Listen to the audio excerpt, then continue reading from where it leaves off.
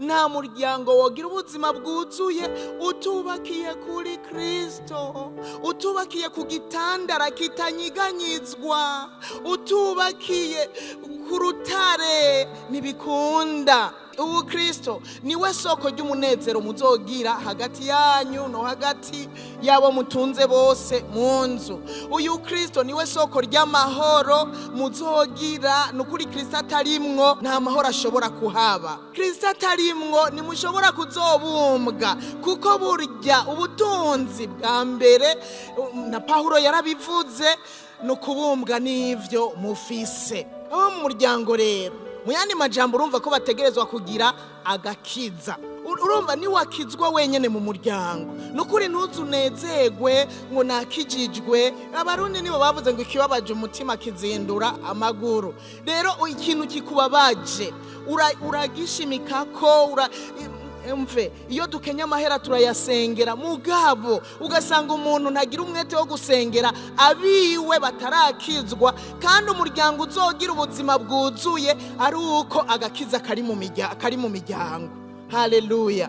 Rero nujaho ngo wijajare utunza abantu nyene ubifata ibisanzwe, oya, uzoba uri kuranegirija ivy'Imana yateguye kuva kera, kuva hariya bari muri Egiputa, mbere ni kuva muri Edeni. Kuko no muri Edeni murabizi ko Imana yaciye irondera ukuntu bambika ibafuka ubwambure bwabo, irakata igitungwa kugira ngo ishobore kubambika udushato. Urumva Imana yateguye agakiza k'imiryango kuva kera. Rero ntubifate minenegwe.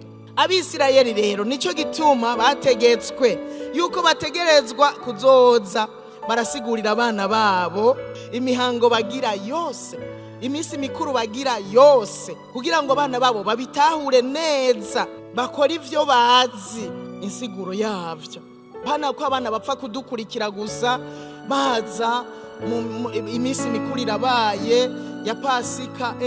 Naciye niga kuri Pasika, numva nongeye kuyitahura ukundi gushasha, numva vyongeye kumbera ukundi gushasha.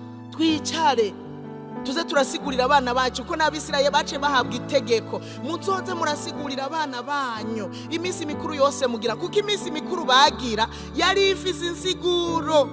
Kuko Imana iyo misi mikuru yari yababwiye ngo yuko bategerezwa kuyibandanya iyo misi mikuru, kandi yari ifise insiguro. Kandi Yesu aje niyaje gukuraho imisi mikuru. Yesu yarakuyeho Pasika?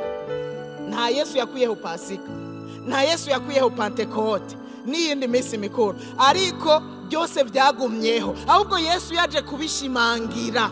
Haleluya. Araza arabishimangira. Rero basabwe kuzoza barabisigurira abana kugira ngo babitahure, mu ntumbero yo gutahura neza ibijanye n'aka gakiza k'imiryango. Haleluya.